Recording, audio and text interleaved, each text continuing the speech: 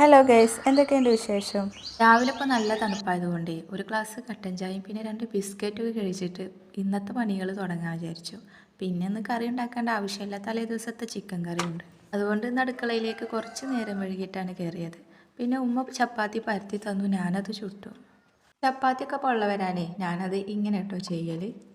ചുടലൊക്കെ കഴിഞ്ഞിട്ടേ നമ്മൾ 3 പേരും പിന്നെ ചായയൊക്കെ കുടിച്ചു. നമുക്ക് ഇവിടെ പുകടുപ്പാട്ടോ, അതുകൊണ്ട് പിന്നെ ഒരു ഉപകാരമുണ്ട്. മറ്റേ സൈഡിൽ എന്തെങ്കിലും ചുടുവെള്ളമോ അല്ലെങ്കിൽ എന്തെങ്കിലും ഉപ്പേരിയോ അങ്ങനെയൊക്കെ വെക്കാം. ചോറൊക്കെ ആയപ്പോഴേ അടുപ്പ് പിന്നെ നല്ല കത്തുണ്ടായിരുന്നു. ഞാൻ പിന്നെ വേഗം അവിലിനുള്ള കഷ്ണങ്ങളൊക്കെ കട്ട് ചെയ്തിട്ട് അതങ്ങോട്ട് അടുപ്പത്ത് വെച്ചു. ഇന്നും മീൻകറിയോ അല്ലെങ്കിൽ എന്തെങ്കിലും തേങ്ങരച്ച കറിയോ അങ്ങനെയൊക്കെ അല്ലേ ഉണ്ടാവല്. അതുകൊണ്ട് ഇന്നേ മുരിങ്ങടലക്കറി കഴിക്കാൻ പൂതി. പിന്നെ ഞാൻ വേഗം മുരിങ്ങടലൊക്കെ ഊരിയെടുത്തു. ഈ മുരിങ്ങടലക്കറി ഇവിടുത്തെ എല്ലാവർക്കും നല്ല ഇഷ്ടമാണ് കേട്ടോ. അവിലിനുള്ള കഷ്ണങ്ങളൊക്കെ വെന്തപ്പോഴേ ഞാൻ അതിലേക്ക് തേങ്ങയും പച്ചമുളകും ചെറിയ ജീരകവും ഒരുമിച്ച് ചതച്ചതും പുളിക്ക് ആവശ്യമായിട്ടുള്ള തൈര് ഒഴിച്ചു കൊടുത്തു. പിന്നെ അതൊക്കെ ആ ചട്ടിയിൽ നിന്ന് മാറ്റിയിട്ട് പിന്നെ മുരിങ്ങടലക്കറി വെക്കാൻ കുറച്ച് വെളിച്ചെണ്ണ ഒഴിച്ചിട്ട് അതിലേക്ക് ചെറിയ ഉള്ളിയും പച്ചമുളക് ഇട്ട് വഴറ്റി കൊടുത്തു. അതൊന്ന് മൂത്ത് വരുമ്പോഴേ കഞ്ഞിവെള്ളം ഒഴിച്ചു കൊടുത്തു. പാകത്തിന് ഉപ്പിട്ട് കൊടുത്ത് അതങ്ങോട്ട് അടച്ചു വെച്ചു. പിന്നെ അതൊന്ന് തിളച്ച് വരുമ്പോൾ നമ്മൾ കഴുകിയ മുരിങ്ങടലൊക്കെ ഇട്ട് കൊടുത്തു. അങ്ങനെ നമ്മൾ മുരിങ്ങടലക്കറി റെഡിയായി.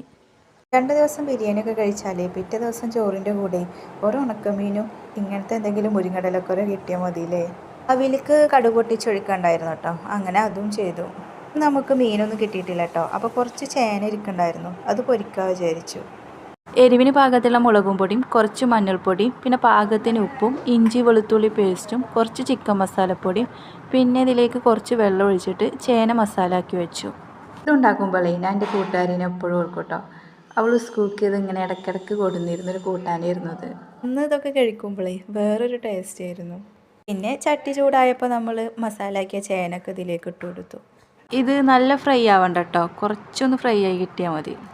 ബാക്കിയുള്ള ക്ലീനിങ്ങും കുളിയൊക്കെ കഴിഞ്ഞപ്പോഴേ ഭയങ്കര വിശപ്പ്. പിന്നെ ഞാൻ വേഗം പോയിട്ട് ഫുഡ് കഴിച്ചു. നല്ല ബീട്രൂട്ട് ഉപ്പിലിട്ടതുണ്ടായിരുന്നു. ഇതിലെനിക്ക് ഏറ്റവും ഇഷ്ടപ്പെട്ടതേ ആ ചേന വറുത്തതാണ്, നല്ല രസമുണ്ടായിരുന്നത്.